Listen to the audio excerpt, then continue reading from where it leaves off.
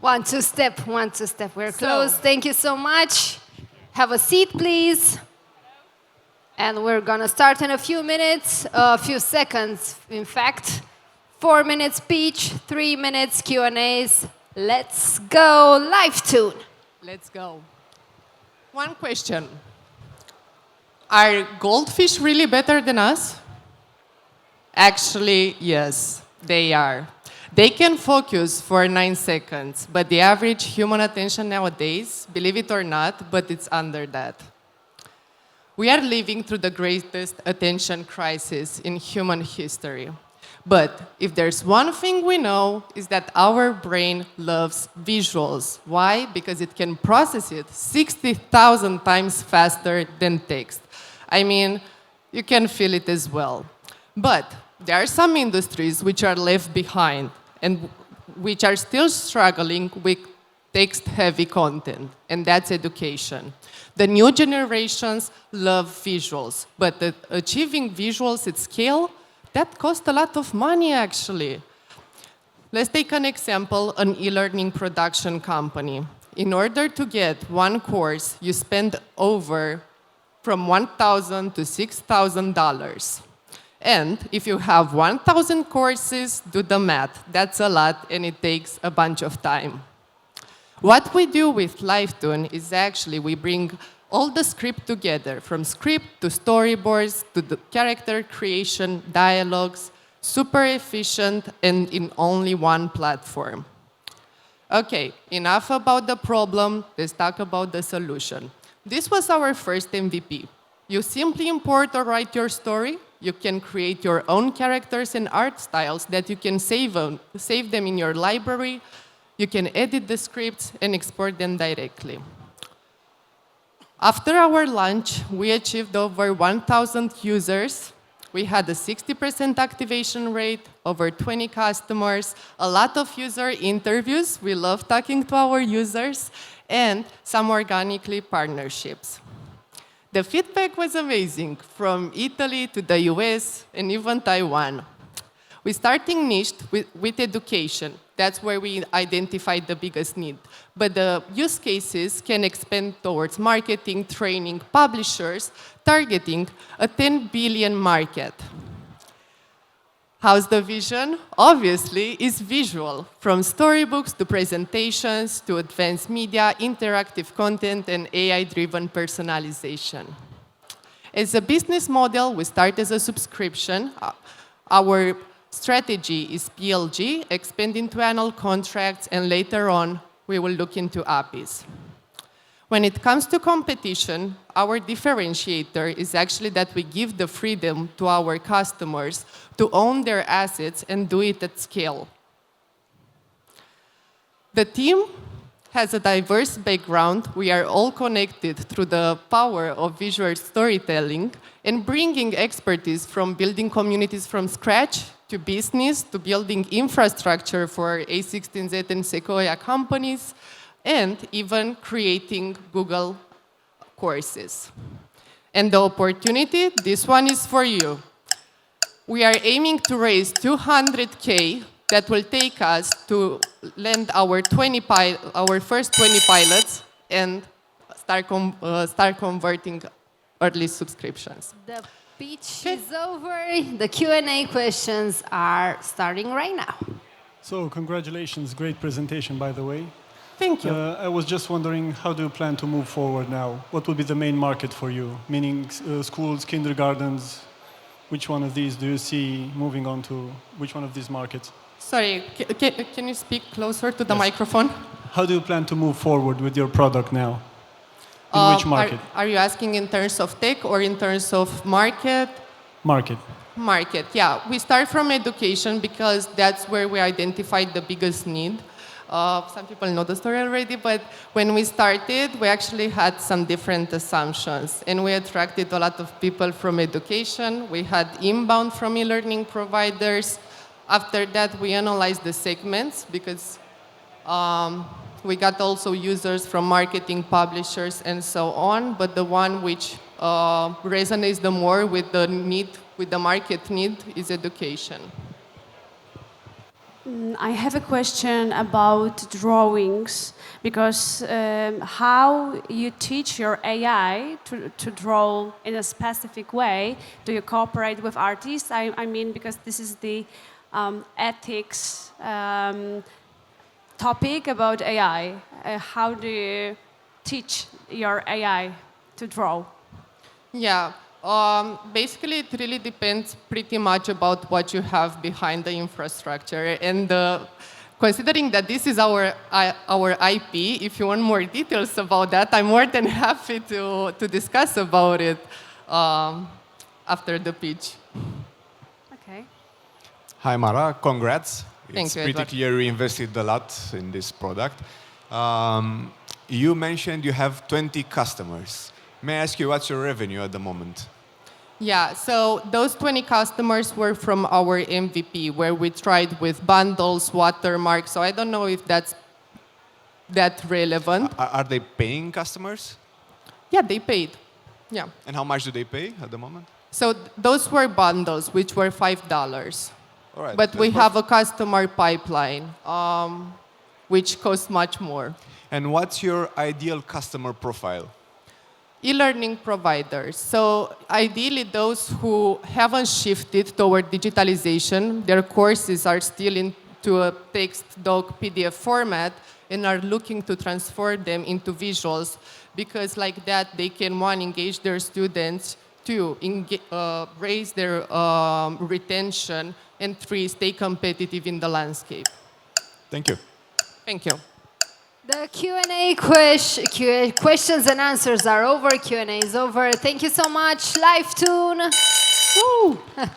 Just on time. We're gonna go forward with the Braving AI, but not before thanking to the jury, Eduard Burgelia from V7 Capital, Natalia Zvirska-Zaluska from OVH Cloud, and Alexandru Niță from BRD Group Societe Generale. And right now, the second startup, Braving AI.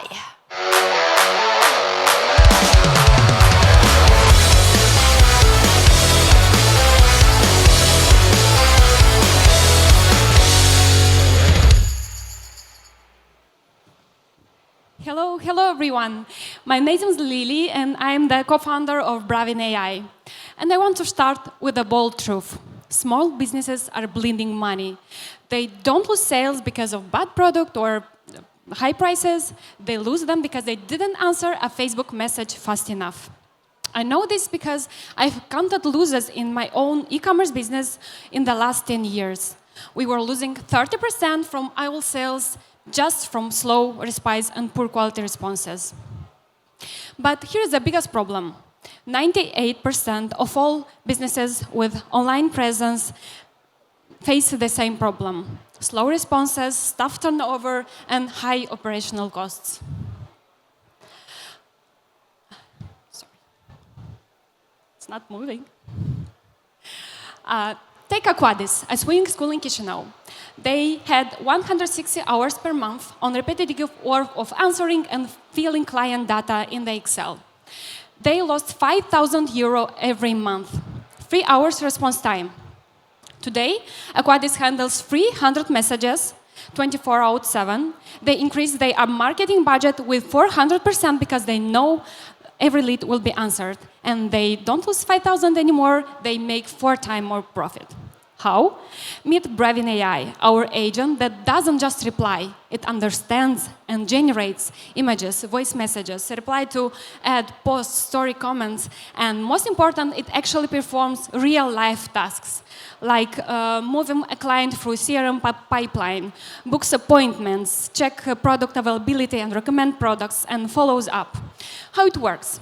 Just create an account on Bravin.io, upload information about your product, define the agent role and persona, connect the platforms where you want it to integrate in just one click, and watch it work for you. Since launching in February this year in Moldova, we have more than 100 paying customers, 10,000 MRR, and the biggest local companies we are proud with. This proves that the market is ready and hungry for solution. And our price? less than one lost customer costs you. $149 for most businesses, but compare that with a full-time salary, training, taxes, vacation. Bravin is a fraction of the cost, and it works on New Year's Eve. Compared to our competitors, like, for example, on the chat base, they fail when a customer simply writes price with a photo attached. And we have multiple agent orchestration and a good prompting skills. And the opportunity is huge. Over 2 million online active businesses in CEE are active, and they have less than 5% adoption of AI. This is a huge gap that can help us scale rapidly. And we're not stopping at chat. In August, we launched our second platform, Kalina, with AI voice agents. It takes human-like, real conversation directly on the phone. And our team, of course, as founders, we have expertise in marketing and sales, and a tech team that has the speed and the vision with us. We won a second place at Advanced Startup Summit this year in Armenia in July. It's a summit I recommend everyone for you to attend. Also, first prize 11 Labs Hackathon, and I'll move because we are looking for partners, agencies, SMEs with SMB portfolio that we can collaborate, and you can earn from just 200 customers, 6,000 per month passive. Yeah. The 4-minute pitch is over for Braving AI. Thank you. And now the Q&As. So, do you have any offerings for large-scale companies which would want to implement your solution on-prem? Do you have any solutions for them specifically, not SMEs? Yes, we have, because we have more than 10 enterprise clients in Moldova, like biggest companies. The onboarding takes not 10 minutes as usually. Of course, it takes a little bit longer. But yeah, we have. I can explain more. Okay. For them, we can add on Bravin some personalized tools or internal software they use, so the agent can take from their information, and when it replies, it have all the context. So it can also perform action within the system that is integrated. Thank you. This is a very competitive market, and if you would need to mention your USP, that you are better than others, what you will mention? I think is the experience, because working 10 years in e-commerce business, and I had 8 salesperson that responded like daily in shifts in the messages, and we know what exactly our customer expect from the agent, and how does he see what they know about it. And because it's a new era, and everybody's thinking about agents, but they don't realize how it works. So we made the platform very user-friendly and with minimal input, because we have trained and built multiple agent orchestration for the user in the end to give just a small prompt, and it works as they expect. So don't need to train it very long time. First of all, congrats. Thank you. I'd like to ask you for some details regarding the go-to-market strategy. So if you can explain that a bit. How are you acquiring customers? Yeah, so we are very full of work in Moldova, and now biggest companies start to approach us more and more. And but we, from Q3 this year, we are expanding in Romania, and also in Armenia. We're going to digitech this, and also have prepared partnerships there and partnerships in Romania. So we need just like one partnership from each country, doesn't matter what. For example, a marketing agency that has 2, 3, 500 clients in their pipeline, and they can like reach to them. We work through referral partner, and we will gain like very easily a large amount of customers just through partnerships, and we can do it globally, like in the same time. Thank you. Thank you. Time is over. Thank you, Thank you very jury, much. for the questions. Braving AI. We go to the third startup right now. Satlo, welcome on the scene.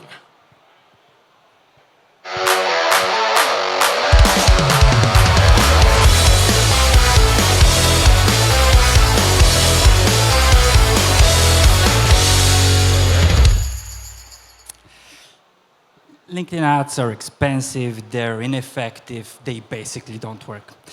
Those are some of my most favorite fairy tales about advertising on the professional platform.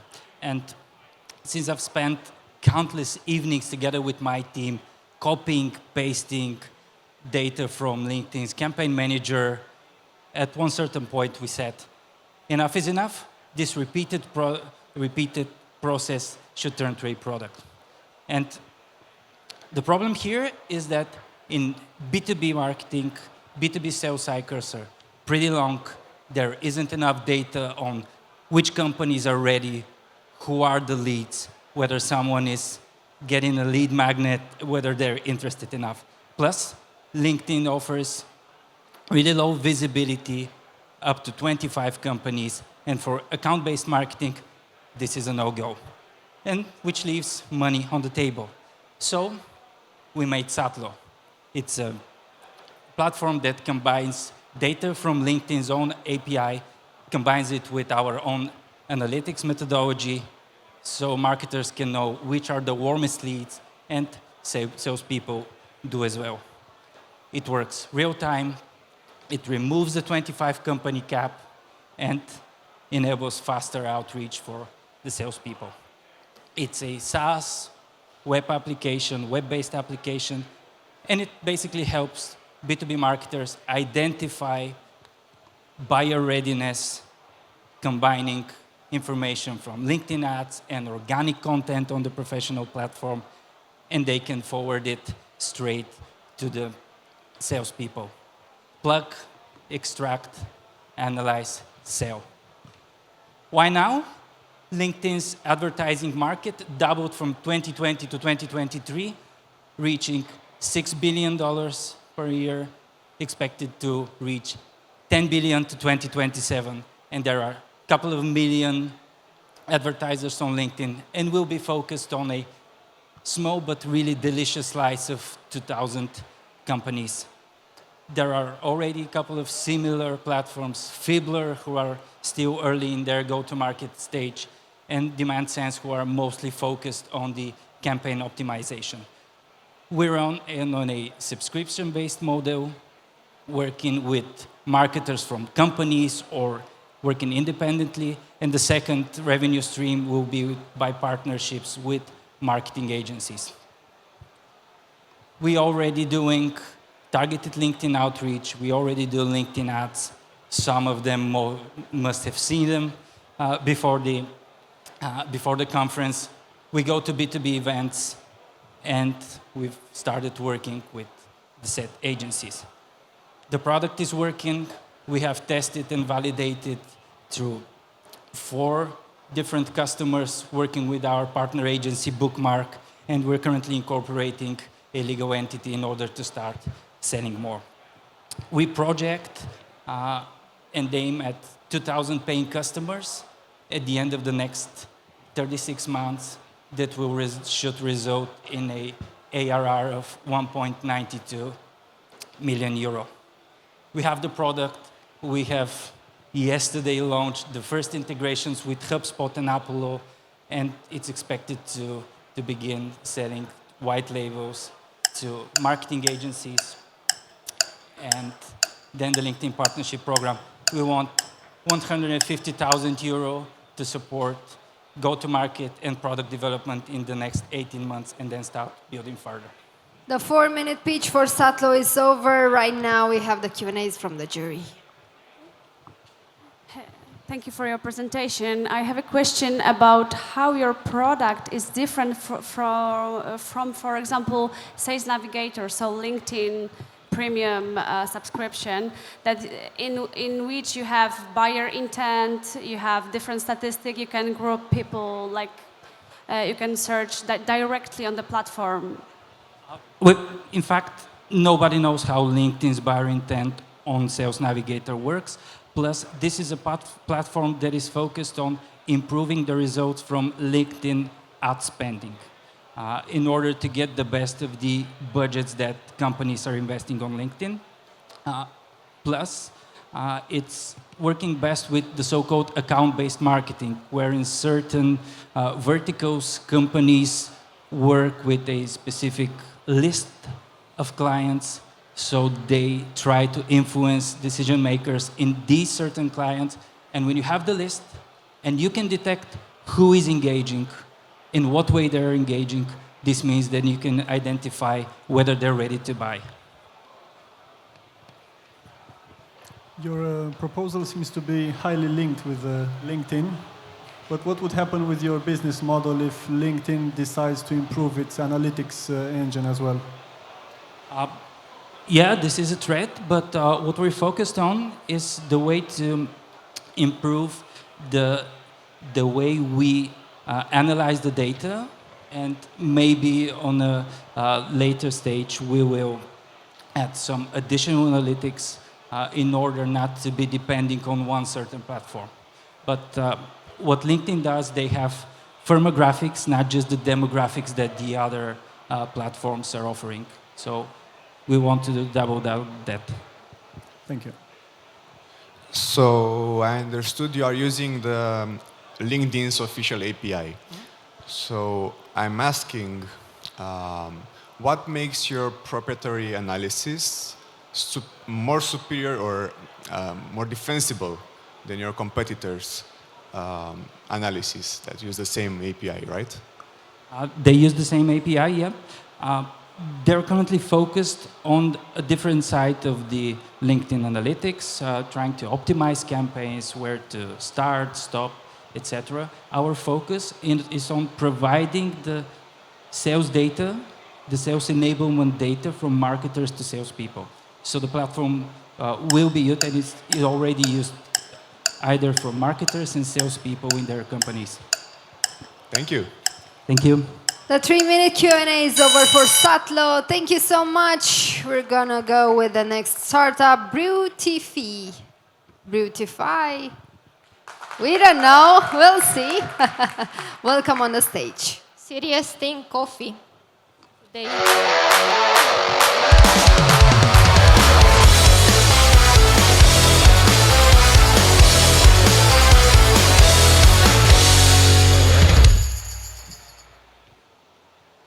So this is us as some coffee festival. You know coffee festival, yes? And this is also us as a coffee festivals. We are organizing for the IT industry, bringing together two amazing words.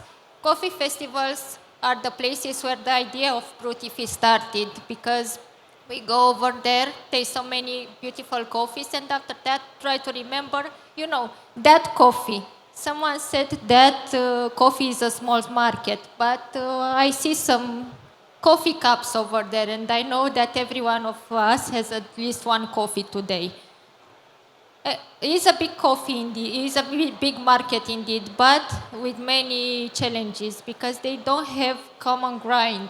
They don't have a common platform to speak, for example, roasteries or coffee shop to speak with their consumers. There is no common platform for coffee industry. And I know that timing is everything, because if you look few years ago, you can see that only, let's say, 3 or 4 coffee shops in Romania. Right now, I think is more than 500 coffee shops only in Bucharest. And also all over Europe, the coffee market is blooming. We are speaking directly with over 30 million coffee lovers all over Europe. And this is only Europe. SIP happens everywhere, and imagine a platform that can put together all the energy around the coffee. This platform is Brewtify, the platform that is changing radically the experience of drinking and connected with the coffee, with the perfect brew, while supporting the coffee industry all over the world. This is our competitors, and unlike our competitors, we are having that they are providing mainly, let's say, utility apps like maps for finding coffees and so on. We are having a very comprehensive approach, transforming the coffee experience in one glance. So our user can easily scan their favorite coffee. They can have access to thousands of offers, coffee shops, I don't know, equipments and all the things related to coffee. And also they can chat with Brewy, our AI companion. We are gamifying their coffee journey. And also I think we have the potential of becoming the festival app for all over the world coffee festivals. Right now, speaking about festivals, we are just a few days for launching this app because we'll be the official app of Slow Coffee Festival, one of the biggest coffee festival in CEE. And we know that we can enroll over 5,000 users over there. And also you can see that we already have a great echo in the media, in the Romanian and international media. And we want to accelerate and expand the users to reach 2 million users in 5 years all over Europe. I think the user pool is the main base for our business models, and also we know that the users pools and making users to come back again and again is the key for succeeding in our business. And also we have a secret ingredient, is our team over there. I'm representing a team full of guys, but I'm the only lady, and we have diverse background. Me and Alex, we are marketers and community builders. And Alex, Sam, and Cosmin, they are the tech gurus that are bringing to life this amazing app. Because we really know that this app is the platform the whole coffee industry has been waiting for. The 4-minute pitch And for yes, Beauty Fee And yes, is yes, over. we are asking money, of course, but The I will jury, go back over here. the jury has the word now for the 3-minute Q&A. Thank you for your presentation. First, maybe question, could you maybe develop how your business model, how do you want to earn money? Because I assume right now you just started without no Yes. revenue. Okay. We just started. We didn't have our official launch, and we already have some hundred of users, I think more than 300 users, just by promoting to our friends and coffee lovers. And we want the base of our business models is to increase very, very fast. We have some marketing plans very well connected with the community. The market, the coffee market is very open. And if you go to a coffee festival, you are over there, you are meeting thousands of users in 1 day or 2 days. And me and Alex Timish, my colleague, we are also part of the coffee industry. As you said, as you saw at the beginning, we are organizing coffee festivals, and we are very, very much connected with the coffee world. If I don't know if it was other questions. But it will be a freemium with SaaS It is then? it is a free app for the beginning because we want to uptake so many users. But next steps will be to put also the paid version in place. We at most 10% of users we estimate that we can cover to paid usage, like 1 coffee per month. This is our business model. And we want to use the power of the community, coffee shops, roasteries, and so on, to promote their own offers, their own special events, their own exclusivities in our app in order to attract the paid version of the app, the paid accounts. We can all agree that the world runs on coffee, but how do you plan on keeping users engaged through gamification? You mentioned that in your presentation. Yes. This is why we are asking money, because users are coming, and this is a key for our business, to keep users to come back again and again, and that's why we want to create a complex users account for them to gain points and to have the possibility to gamify their journey. Also, we want to make accounts for roasteries and cafe to update the platform day by day, to create the coffee journal for the user to tag the places they are drinking a good coffee, and after that we have all the trendings inside. They can search for cafes, they can search for coffees, and so all the coffee world. Thank you. So the 3-minute Q&A for Beauty Fee is over. I know there are a lot of coffee lovers here in the room, but we are gonna go to the next startup, the 5th one from this second session. Clara AI is on the stage right now.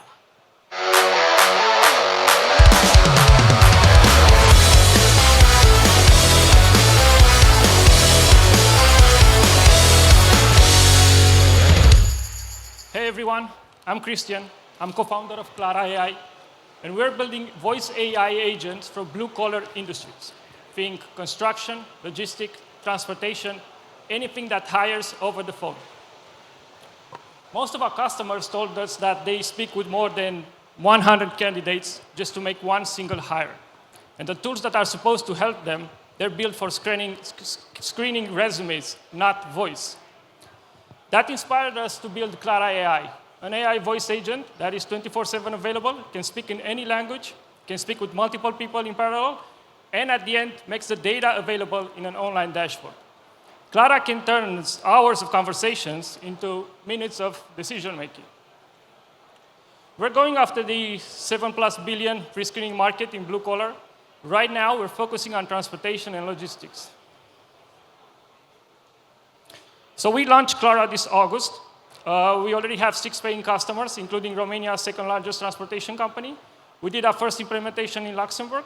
But most importantly, the percentage from demo to paying customer is 70%. The business model is fairly simple. We're a B2B pay-per-usage SaaS. It's scalable, repeatable, and with a good margin.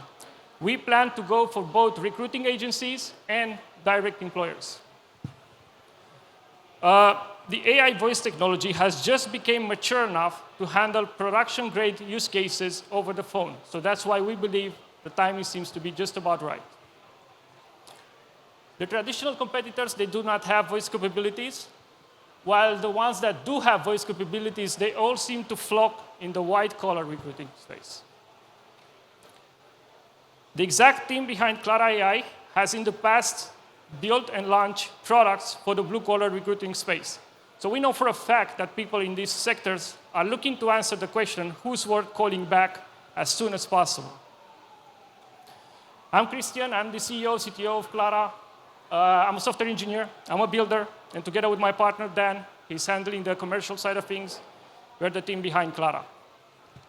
We're building the AI voice infrastructure for hiring blue collars. And if you think the voice is the ultimate interface for hiring blue collars, then we're the team building it. Thank you. Congratulations. So, the 4-minute pitch is over. The jury, please. So it seems to be a very crowded marketplace for conversational AIs, right? How would you think that you stand out from the rest of them? Sorry, can you say again? How do you think that you stand out from the rest of the marketplace in terms of conversational AI? How do we differentiate? Yes, Well, what stands you apart from them? One thing that we think we do really good right off the bat is that we are a vertical AI. We're not looking to solve everything for everyone. We know the market very well, and we know what kind of product we're building. So that would be one thing, and the other thing would be the application layer that, of course, comes with it. So we're building the application layer in partners with the companies from those industries. So that is obviously a competitive advantage for us. Can you maybe provide one real example how your assistant help, in real life, in your customers, for example, without the name of the customer even, just the real, how it works? So right now, I don't know if you guys know what blue collars really are, because I have some experienced people do not know, are people that do not need a desk to work. So these people, when they get hired, they do not go to LinkedIn and they post a job application. They get hired when they see a TikTok job ad and they see a phone number. And they call that phone number and they see if they can schedule an interview or not. So what happens is that they see that phone number, and instead of talking to the person, they go through our AI that kind of pre-filters them and then makes the data available, and the decision is ultimately made by a human. But instead of receiving 100 phone calls and having to say the same story over and over again, we kind of highlight the 5 phone calls that you probably need to make to hire that guy. So I'd like to understand, so are you calling the ones who applied for the job, or some people from a random database? So the ones that apply, basically, they apply by calling the phone number. That's the application. So you are calling the ones that applied for a job? We're not doing outbound. They call the number. It's like inbound. So you see the number on OLX if you want. on the job ad, and you call to see, hey, I'm interested in this job, right? Okay, I get it. Because this is how blue collars get hired. They do not send resumes. They do not send LinkedIn messages. So we know this market very well. Okay, clear now. You mentioned you have 6 customers. Congrats for that. This is something. May I ask you, what's your revenue and growth, the gross margin? Okay, in terms of revenue, we're around 3K right now. So we have an average per customer paying like 700 euros with the mention that we will get a lot more from recruiting agencies that have higher volume. And the gross margin is something between 60, 80%, something like that. 60 to 80%? Yeah. Thank you. And we're talking about Romania, in Western Europe, and US probably is going to be better, I think. We don't have much cost. And what's your ideal customer profile? Ideal customer profile is someone that has a high hiring volume for over the phone. For example, recruiting agencies. It's a perfect example. Thank you. The Q&A session for Clara AI is over. Thank you so much. A round of applause. We're going to change the jury and we're going to thank you too. Hey everyone, I'm Alex. I'm a co-founder of Timeworks. Timeworks is the data processing layer for next-gen AI. Simply put, we're scale.ai on blockchain. Did you know that most companies building the machine learning models of tomorrow, they are spending a large chunk of their budget on the slow, expensive, and usually biased process of manually labeling their data. That process is usually resulting in bad quality data, or and that results in machine learning models with flaws, and their accuracy is sometimes degrading with a drop of up to 40%. And not to mention, usually scaling is also a nightmare. This is where Timeworks comes in. We offer an on-demand global workforce of both human and AI agents that can deliver high-quality, diverse, and unbiased data at a moment's notice. We use a mix of decentralization and democratization, and thus we are able to tap a truly global talent pool without any friction. Thus we are able to deliver the cost effectiveness, quality, and speed. Our team is a perfect match of technical and business expertise to make this happen. We are a mix of PhDs, seasoned software engineers, and experienced advisors in areas such as product, finance, and research. So how are we different? First of all, we're extremely fast to set up. While other companies may take weeks to onboard you, with Timeworks, all you need to do is start a new project, and within minutes, you can get going by chatting with our AI assistant. Secondly, our gamified quality control is truly unique. We have a mantra at Timeworks: we trust no one. Therefore, we track a series of key metrics for the entire workforce, and we build that trust. And third of all, we offer unmatched flexibility. We have a system of a bid system when you deploy a data processing pipeline that ensures a transparent price discovery for your needs. And because we use blockchain, we are also offering a fully auditable trail of how your data got processed. This allows to remove the geographic constraints that usually lead to biased data sets. And we've proven that this model works. It's not just an idea. Our over 13,000 beta testers have solved more than 1.5 million tasks, and we have generated a revenue of $80,000. We have a strong media presence because that's important for us to capture our crowdsource. And our user engagement is a staggering 25 minutes for our needs. That's perfect. The demand is clearly there.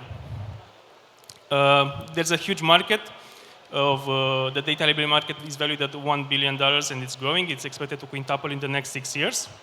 And that's just a beachhead to the much bigger 1.8 trillion AI marketplace. Of course, this space is crowded with giant established players like Amazon Mechanical Turk or Scale AI, but they're built on an old model. They're using a centralized workforce of a few hundred people working for 8 hours a day. We plan to flip that model on its head. Our competitive edge here is we are employing hundreds of thousands of users for 15 minutes a day. The 4-minute pitch for TimeWorks is over. The Q&A starts now. Thanks for the presentation. I Thank got two questions. So how do you ensure the labeling stays bias-free? And then the second question, the 80K revenue, what amount of time does it represent? So 80K over the last... in the last year. In the last year, so it's year to date this year? Yeah. And you've started selling when? This year, at the beginning of the year, yeah.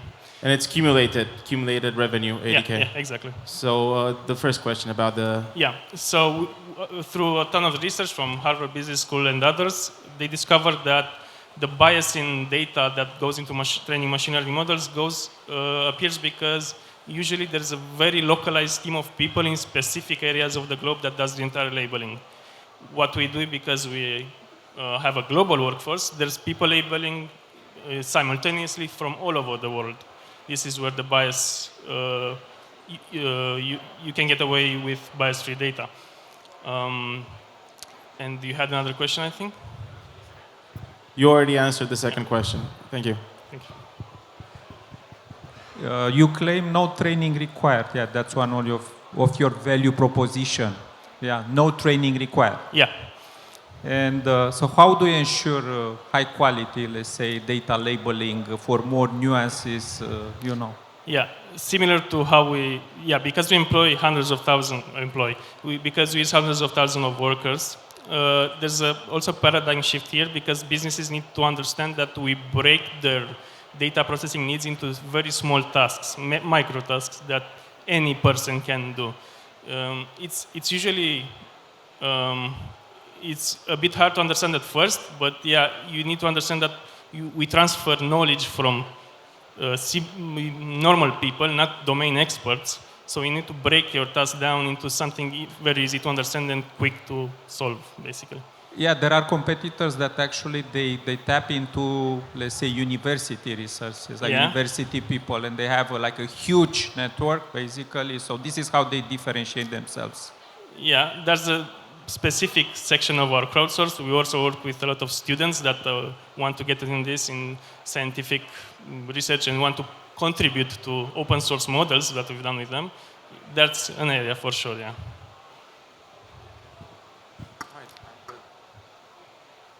Are there any more questions? Oh, thank if you. not, thank you. We had TimeWorks, the startup, the 6th one, and we're going to the 7th one, Share AI. So if the one with Share AI skills.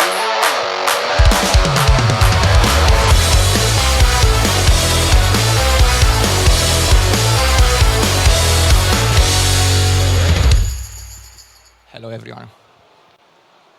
Hi, my name is Andu Denis, and at Share AI, we are connecting idle devices like data centers, crypto rigs, or even high-end computers with companies that need compute power. Currently, millions of devices sit unused for hours, even days, and companies lose millions when their infrastructure is not being used to the fullest. IBM says that on average, 80% of available compute is used from a data center. And on average, 16 hours a day from the 24 we have, it's either in idle or shut down when we are talking about a video card from a computer. I don't know about you, but this is a multi-billion-dollar opportunity for me.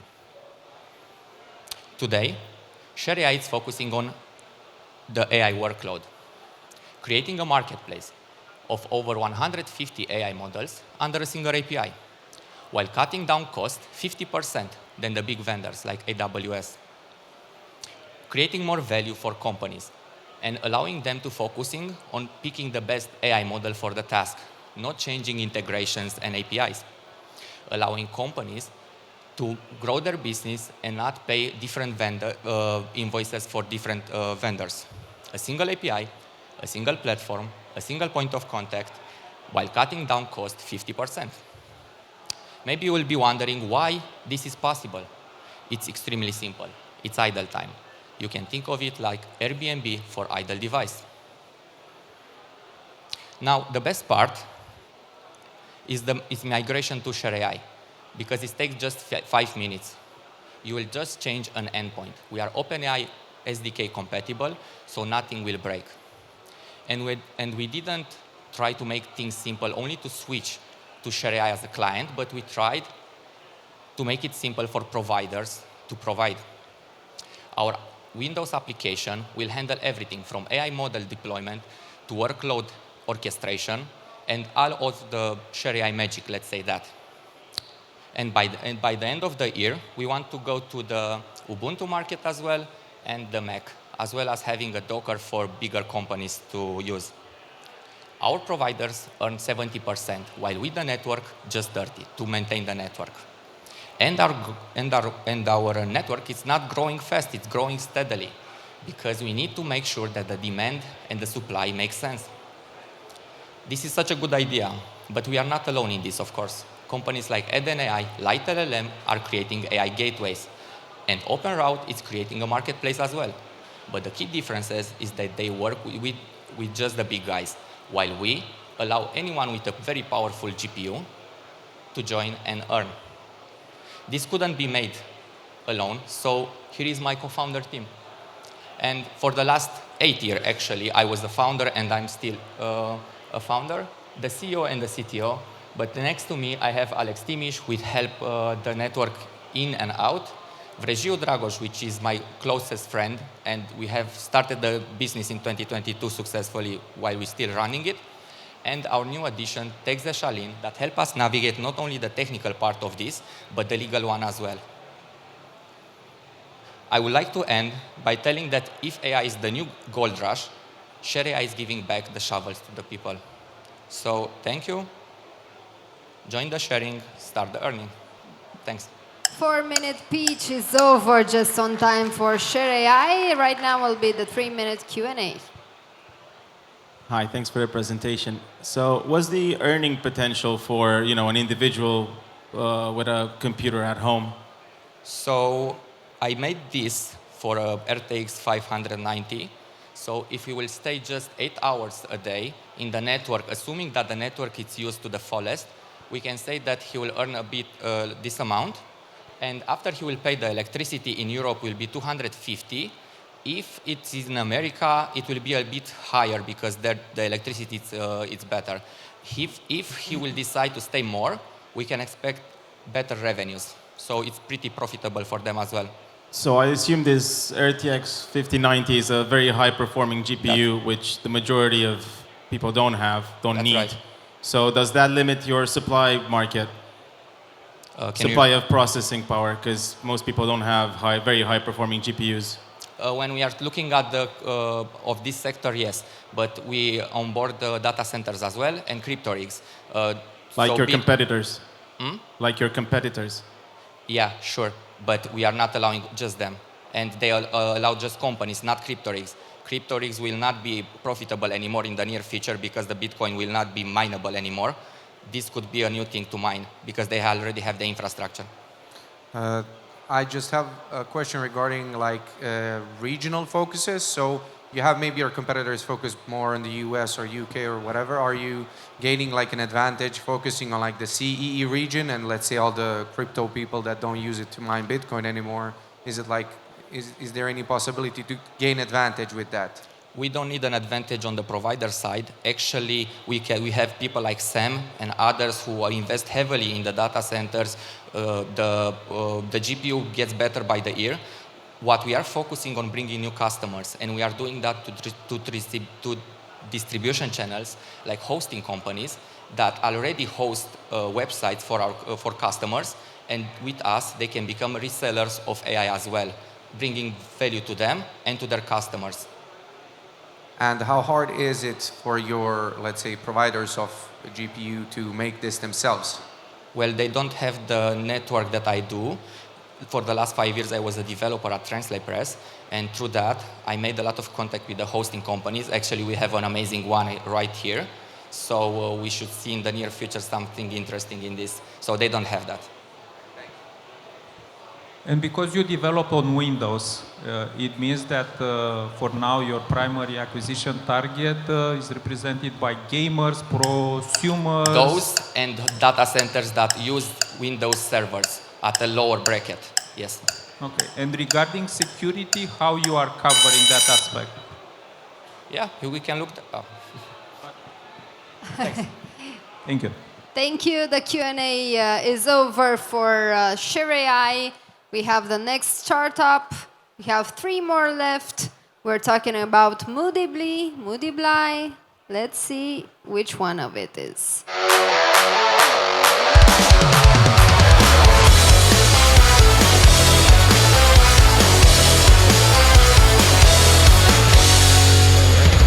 Hello, I'm Andre, and this is Moodibly.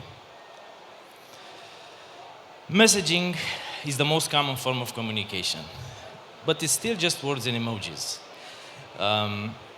And words alone often fail to express how we feel. That's why people already text movie lines, lyrics, and memes. When you read a lyric, you can actually hear it. Because our brains are wired to connect sound, voice, and imagery with emotion.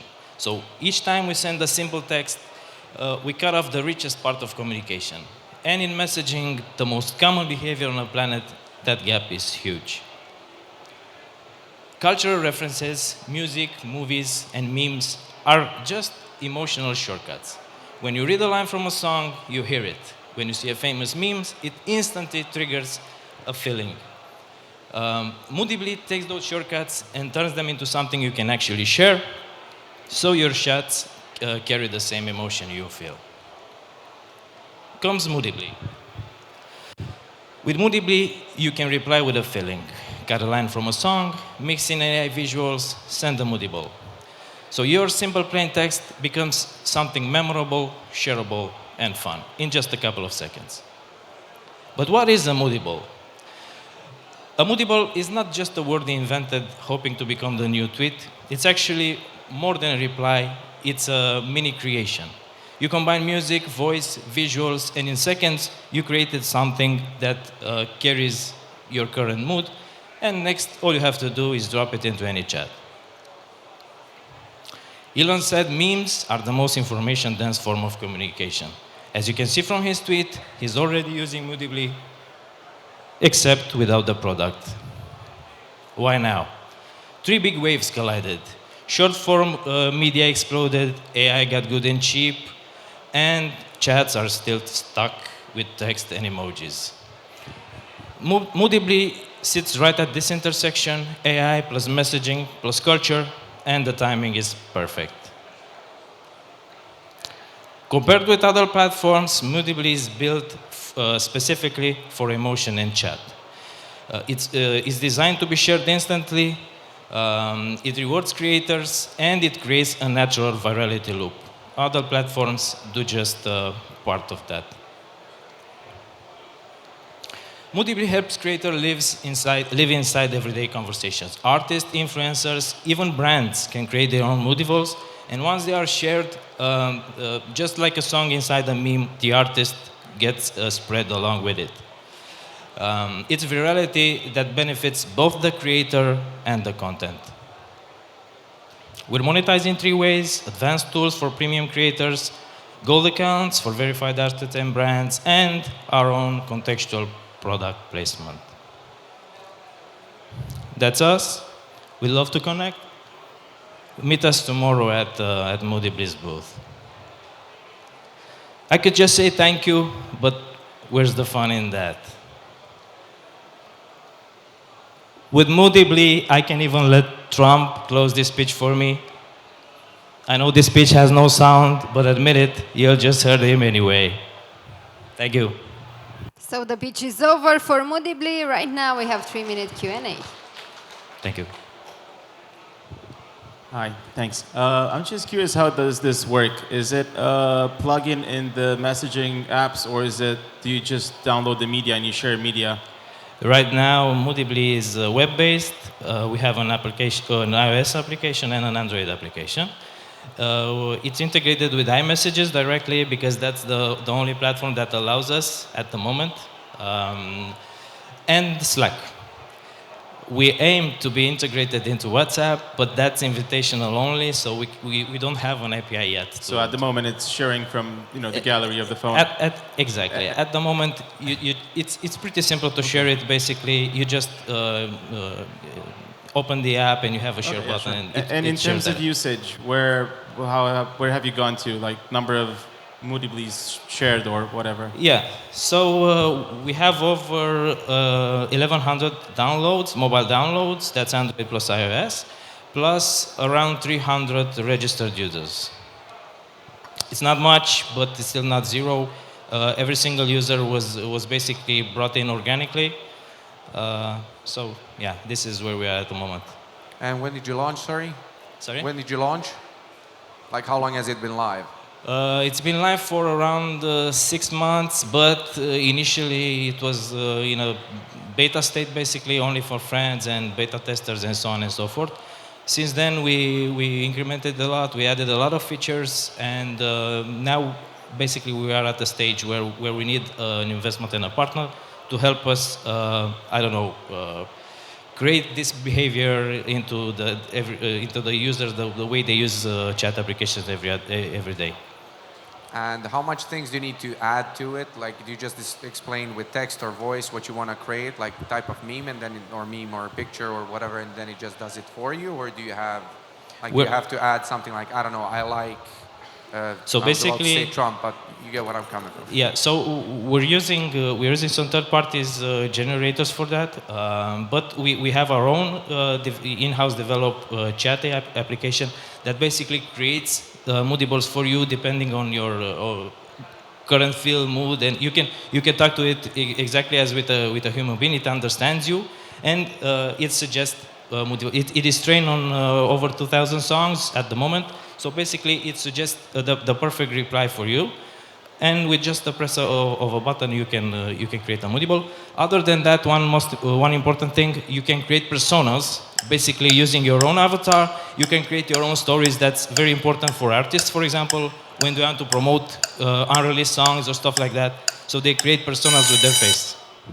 Thank you so much. The 3 minutes Q&A for Moodibly are over. We're gonna go with the next one, next startup on the scene, Andrew.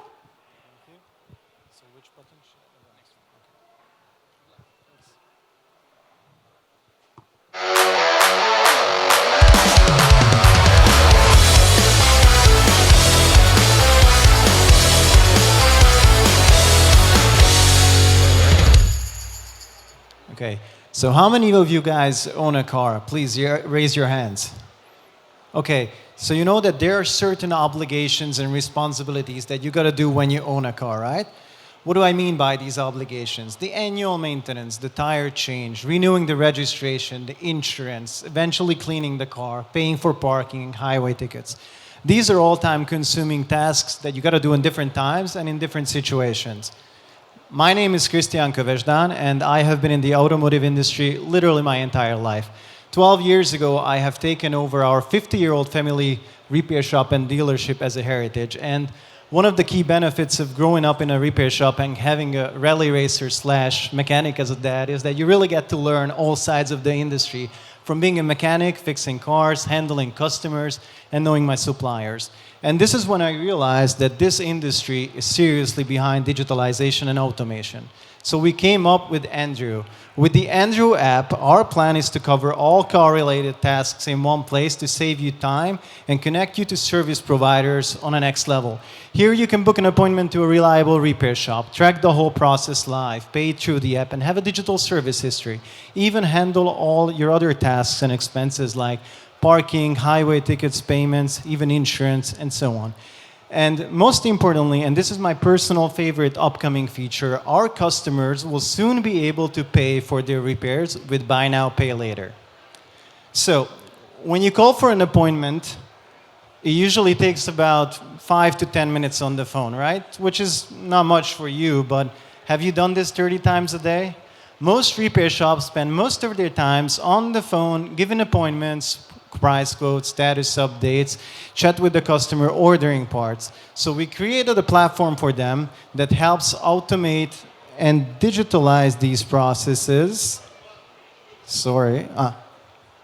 Digitalize these processes. So here a repair shop can accept the price quote. The booking goes directly into their calendar, even chat with the customer and have an invoice built in. And soon they will be able to have our automated parts ordering system where they won't have to order, neither pay for the parts anymore. With this, by the way, we decrease both the parts providers and the repair shop's liquidity from 30 days to 3 days. So no more phone call, no more administration, no more parts ordering, and we even bring the customers to the repair shops so they only have to focus on one thing, fixing the car. So by now you're probably wondering what our business model is. We charge a 3% fee on top of all service repairs, and we have custom deals with all the other service providers. Plus we have a payment tier option for the SaaS starting with freemium. With very little marketing, we gained over 92 providers, about 10,000 registered car owners, 1,200, 300 transactions, generating over 2,500 euros of MRR. We also signed a deal with one of Europe's largest warranty provider, one of Europe's largest assistance provider, one of Hungary's largest car parts distributor, bank, and one of the largest insurance companies of the world. We would like to focus on the CE market, where there are over 54 million cars spending about 2,200 euros yearly on their vehicle.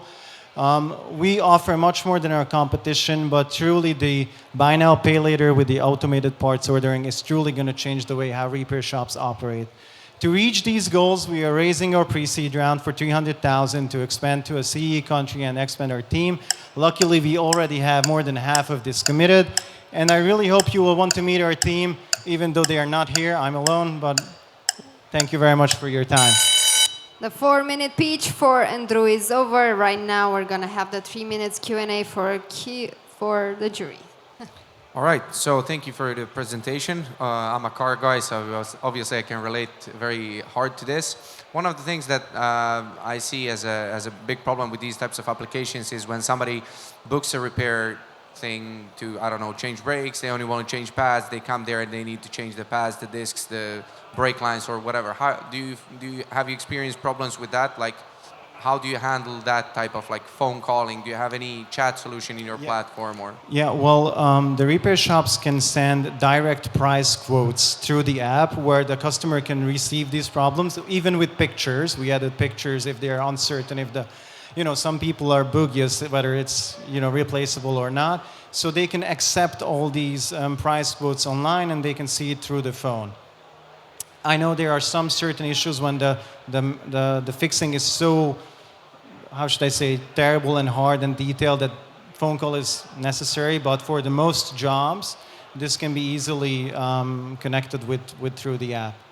And have you had any troubles with, like, I don't know, cross-border, where maybe you have to pay for tolls in Romania, but you don't have to do it in, I don't know, Bosnia or whatever? So basically going from country to country, like the add-ons maybe differ, or how you pay differ, and buy now, pay later solutions also differ? Mm-hmm. Well, a lot of our partners that we signed a deal with, like the car parts distributor, the bank, and the insurance companies, are covered in those CE regions. But parking-wise, since you mentioned that, we would have to have a local contract with the local parking provider. It seems like also you are integrating with a lot of verticals where there are a lot of established players. So how you deal with all that complexity? Even at the shop level, I guess there are different systems that you need to integrate into. So yeah. What's your strategy? And on long term, the second question, you have like a subscription plus commission base. What do you think that it will prevail on the long run? What was the last sentence? What could it be? What do you think that like your revenue, how it will look like? More subscription based on the long run or not? For the first half of the question, we are firstly targeting repair shops that are medium sized, and most of them, in most cases, don't really use an ERP or a SaaS or a CRM. They do Google Calendar, Excel files, and they merge it together. So that's our main focus. But regarding on the bigger companies, we can, API to the larger factors. And for the second question, time's up. I think from the commission-based revenue, we can earn more than from the SaaS. The Q&A is over for Andrew. Thank you so much. And we're going to the last one, EvoPath, last one, startup. And then we're going to finish the Spotlight semi-final pitch and go back to the panels. Right now, EvoPath.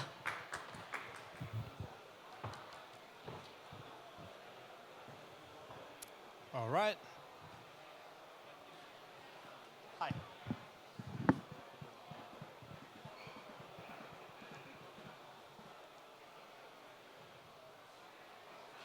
We are reminding you, we've been through the 19 of the most promising Eastern European startups pitch, bold ideas and breakthrough technologies. We're at the Spotlight semi-final pitch, where each team is competing for a place in the top 5 finalists. We'll battle for this year's Spotlight Prize, 15,000 premium work package at European Startup Embassy's Bay Area Hub, and the chance to secure 180k euros investment proposal syndicated by Gapminder Ventures Partners and V7 Capital.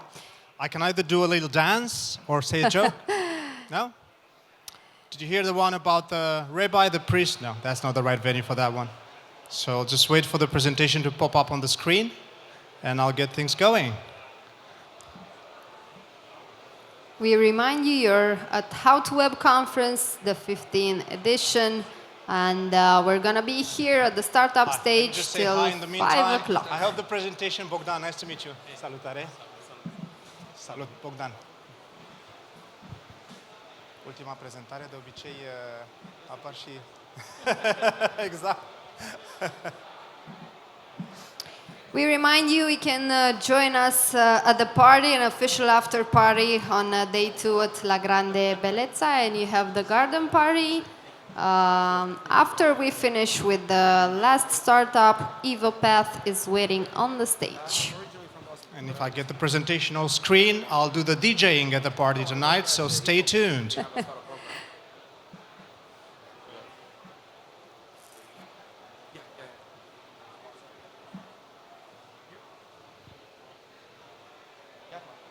So this is the first of the 3 steps. First, you need to restart. Then you need to install the latest update. I forget what the third thing was. But we are steps 1, 2, 3, so it's good. We're on the way, on track to get the presentation going with our good friends from How to Web. Meanwhile, we remind you there are plenty of side events that the participants can attend. They can check our side events page at howtoweb.co/side-events and see where you can book your place. For the Q&A session, I'll come closer because the speakers are that way, so I need to hear you first-handedly. Yeah, for sure.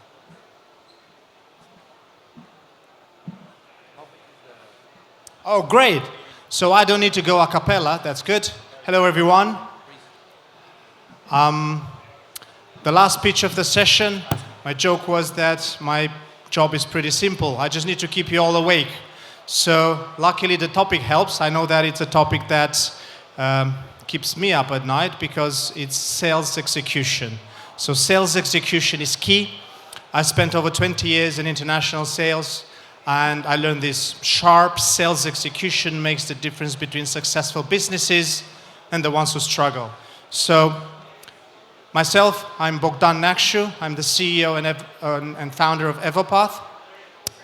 And I've worked in a few places like Luxembourg and London. Over the past 15 of those 20 years, selling into top 100 banks and universities and big consulting firms.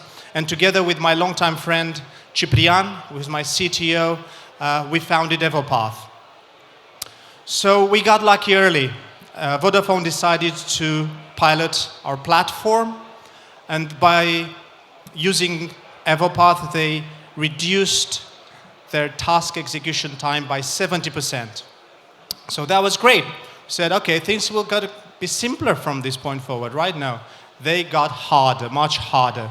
because use case is king. What that means is that we had to go and find the clients where the pain point was strong enough so that they would be willing to change, to do something about it. Where sales execution is core to the strategy of our clients. So then we thought, okay, great. We need to add a sales consultancy element before we even talk product for our clients so that we can find and audit the sales process first, do some cleaning, and then find that biggest pain point where we can put Evopath to work. So different clients had different problems, maybe increasing the win rates from 10 to 30%, or maybe decreasing the churn from clients, expanding the territories where they would go. So only then, once we find that bigger pain point, we put Evopath to work. And what that is an AI-powered task management tool specially designed for sales execution, for sales teams. And how we do that, we help teams execute faster, and we help manager track and trace those tasks easier, so they know who does what at a snapshot. We had our early adopters, so we found those use cases specifically. Is it tech scale-ups looking to grow from founder-led sales to predictable growth? It's marketing agencies that want to go and productize their services into new markets. And it's also regional brands where sales execution is key because they want to increase their presence on the market. And sure enough, these clients are now using Evopath to increase their win rates and then hit their targets faster than ever before. And yeah, it's recognized that the opportunity is massive, both from a technology perspective, from a business case perspective, and from a who's buying that kind of software TAM perspective. It's simply a massive opportunity. So I love the numbers. We launched pretty recently at the end of last year. We do have 200 users. We've put in some money of our own as founders. We raised some money. We started to generate revenue. We have contracted and committed 150K by the end of this year.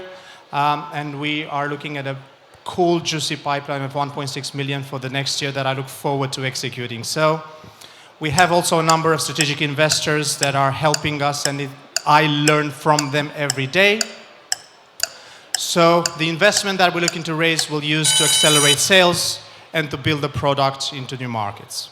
Thank you very much. I hope that you stayed awake for the most part, and I hope it was worth it.